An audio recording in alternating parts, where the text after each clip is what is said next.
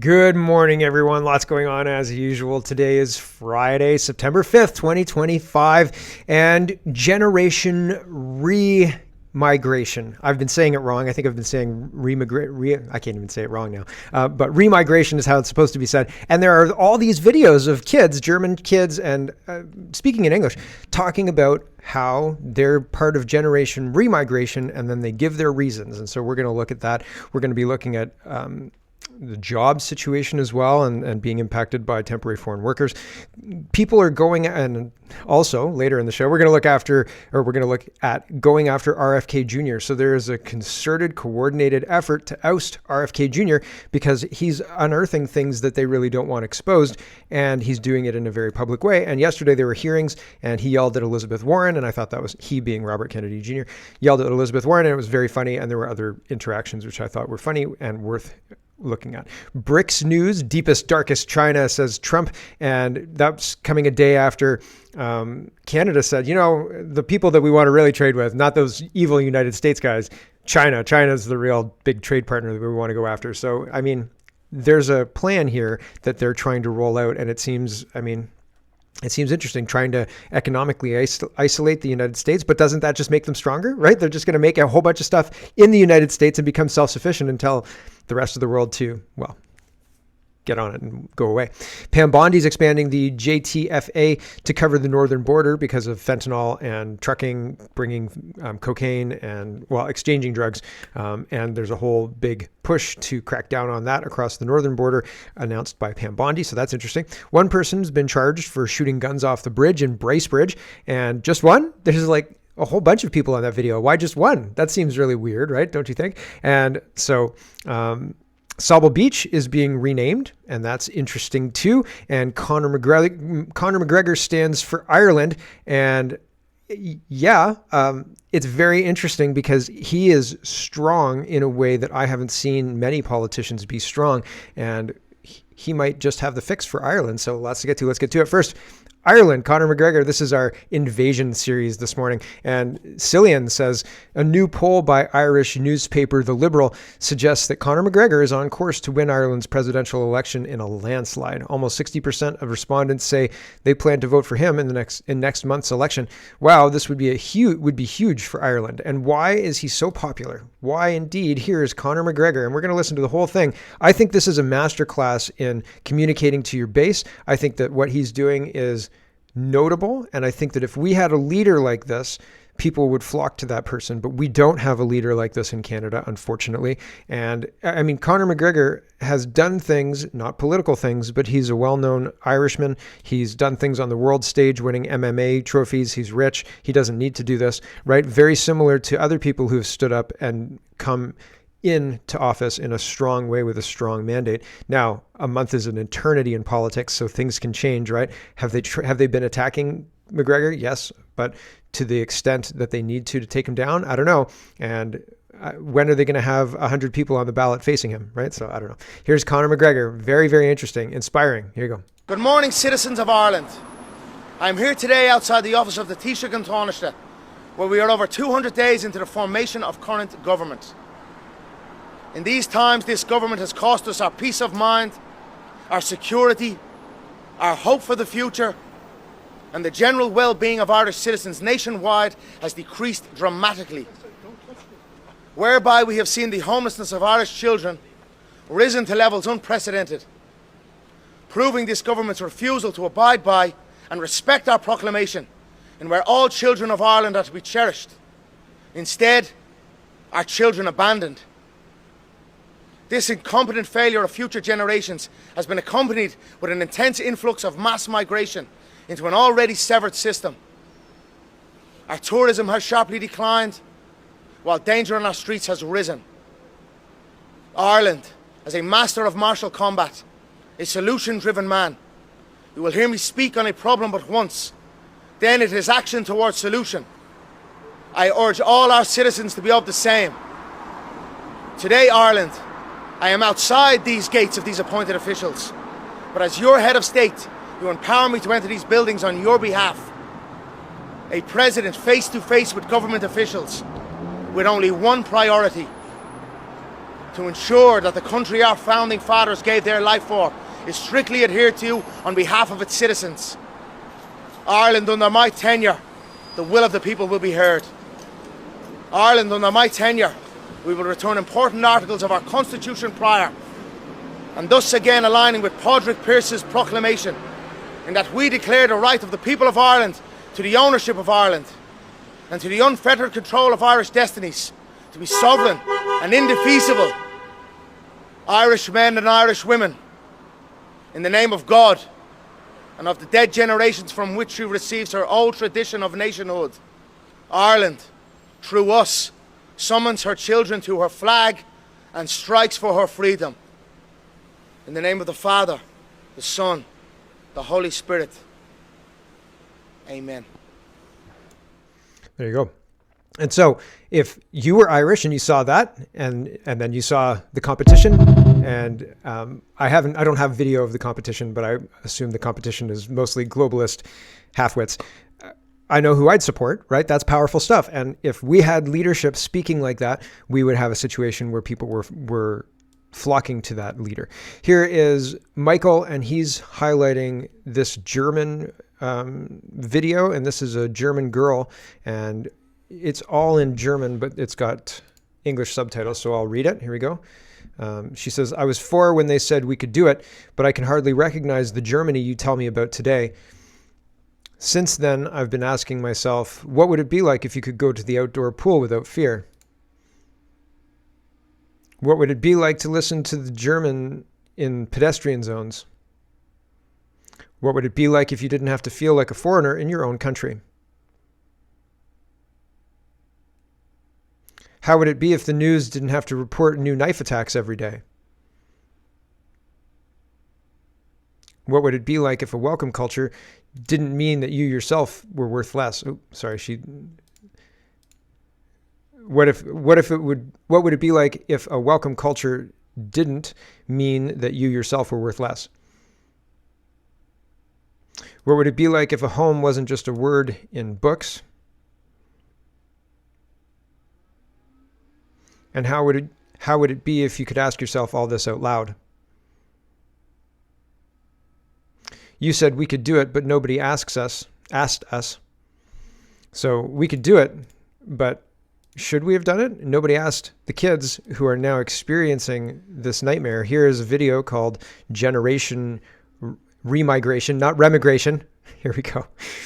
I am part of Generation Remigration because I no longer look away. The population exchange threatens every aspect of life. The social systems are collapsing. There is no place left where one is truly safe in public spaces. The cities are overcrowded with criminals and drug addicts. The politicians responsible for this have built one of the strictest repression apparatuses in history to silence criticism of the grievances. They want Europeans to have to choose between a quiet life and speaking the truth.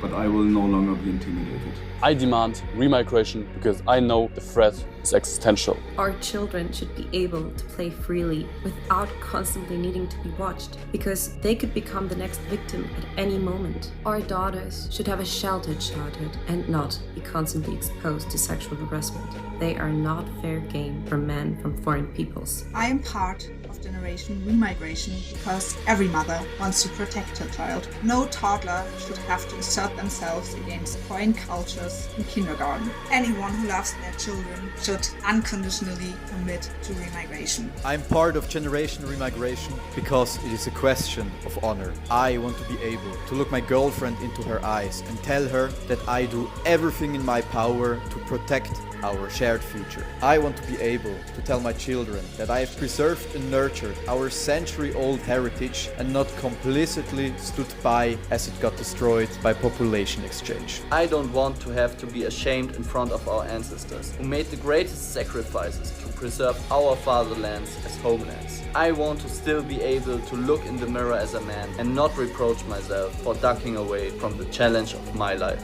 We are all united in the fight for a better future.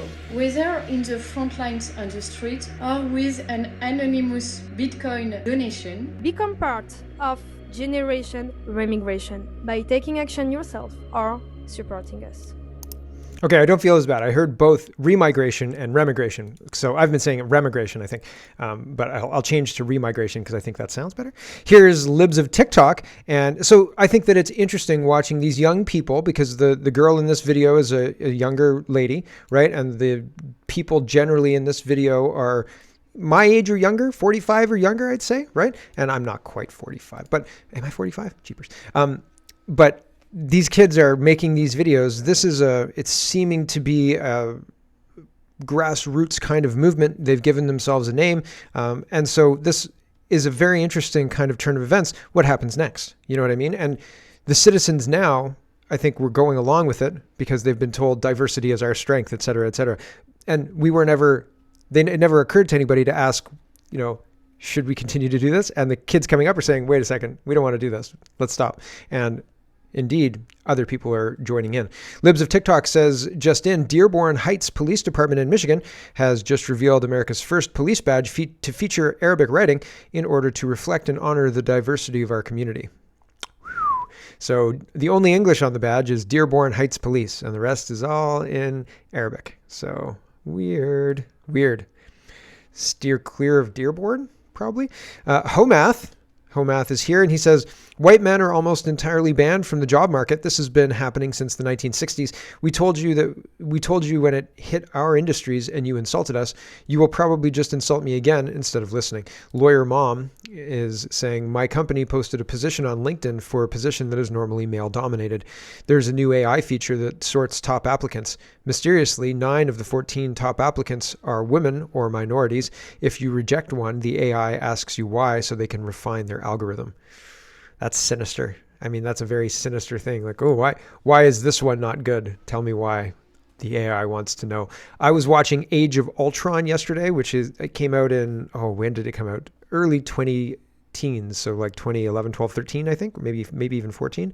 But Ultron was the pursuit of AI. They use movies to communicate their next steps, and I think that was used to communicate, like, we're going for AI, and AI is here just like they use in China to control the 15-minute cities. And I think maybe AI, it might be a euphemism for it's time to pull the trigger on this. Let's lock it down. You know what I'm saying? So I don't like it, but it's an interesting parallel. It's one of those things like when you watch V for Vendetta or Wag the Dog and you think to yourself, this is based on real events. Because it is. Jobs, this is related to the invasion, and it's an important series. CBC Watcher says an auto parts company that supplies General Motors will be laying off 250 workers. General Motors is cutting a shift at the Oshawa plant. Are they opening a shift at Michigan plant? Are they opening a shift somewhere back in the United States at Trump's behest? Right? I probably think so, right? I think maybe. And not even Trump's behest. Trump just making it a business-friendly environment for businesses to come into, and they look at the numbers and say, we could take one shift and stop paying Canadian taxes on it, and like, how much would one shift save us?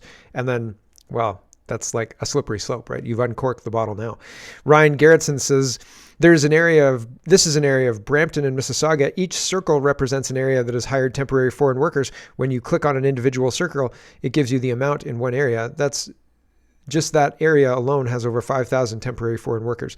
And so I don't know the link. Like, link to the map. There it is. Haha.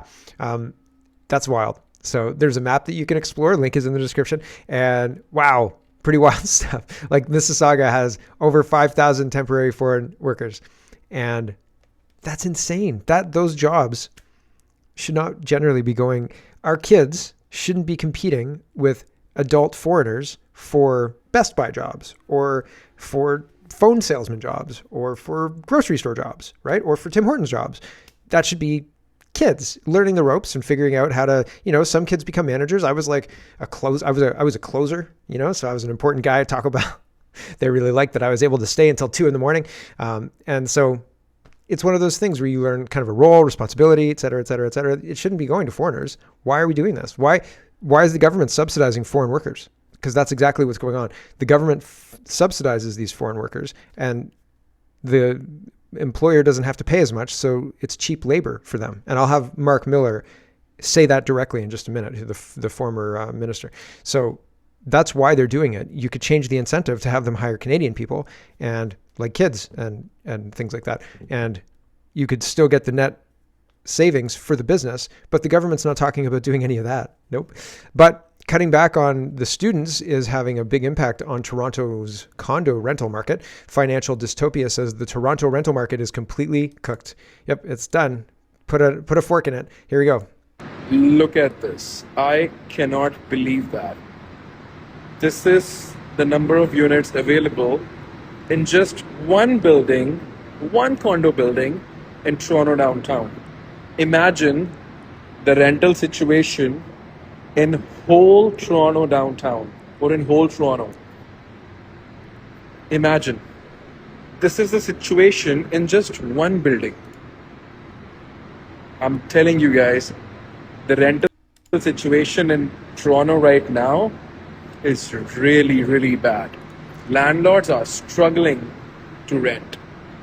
And they're also not reducing their price. People are saying like landlords are asking $3,400 for a condo, and they're way high, especially when there's so much choice on the market, right? There's a flood of condos on the market. So why would they choose to have the expensive one in the crappy building or whatever building, right? And so the prices are going to have to come down, but that's going to be a problem for the landlords who bought high, right? And so here's Mark Miller saying a lot of the industries are looking for cheap labor. The government could stop the temporary foreign worker program, but keep the job subsidy only for kids, only for Canadian workers, Canadian teenagers, Canadian whatever it is, however you want to limit it. So not temporary foreign workers from other countries are getting the subsidy.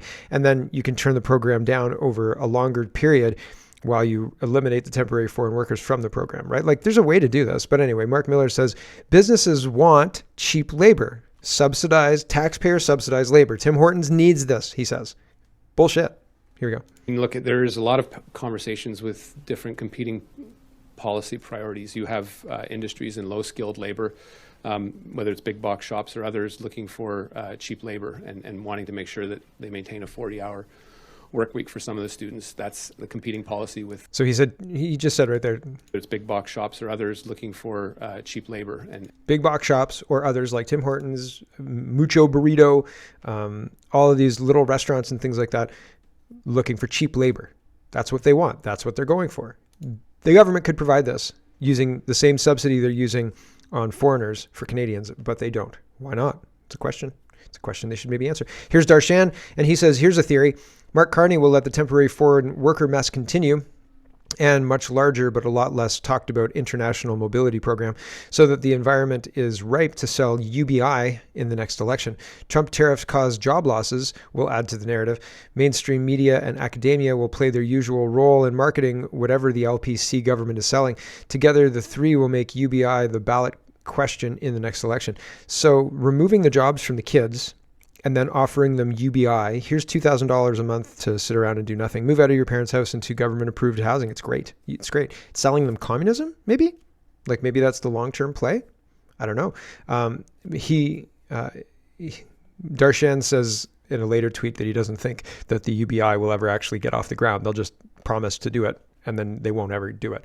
Mainstream media and academia will play their usual role in marketing whatever the LPC government is selling.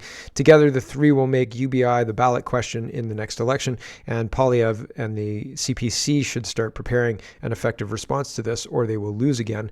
And so he says that it will be all talk and may very well suffice to win the election. To clarify, he says UBI will not be brought in. The narrative to introduce UBI will be an election ploy. Afterwards, the process can and will be bogged down in interminable consultations. So just unending consultations, forever consultations, which, yep, I think that's accurate. And here's Mel Jolie, and she says, all sorts of investments coming into Canada. We got jobs are coming and stuff. And she's lying, or she's uninformed, or she hasn't told us which people have been investing. Concerned Canadian says, is she delusional or simply not informed? Here she is saying that investment capital is coming into Canada, while statistics reveal over $61 billion has exited Canada. Can someone please inform her? She won't take my calls. The government doesn't take anyone's calls. Here we go. Major national projects, because we have the C5 legislation that is has passed and gives us the power to do that. And so Canadians are focused on seeing what's next. What are the ports? What are the mining projects? What are the energy projects? What are, the AI projects? All the benefits, the jobs that can be created because we're attracting investments from elsewhere in the world. And we're creating jobs in the country. So that's our major focus. Second focus is we need to create new partnerships in the world. The world is being redistributed in economic blocks right now. And that is why for countries that believe in free trade, there's a space. We can work with others. And we will work with Europe. And we will work with our other Asian countries. And that's also super important because it's our way to make sure that we continue to benefit from all the advantages that trade has given us over the last decades. We can work with others, but just not the United States. Not them. We can work with China, and we can work with Europe, and we can work with other Asian countries, and not the United States.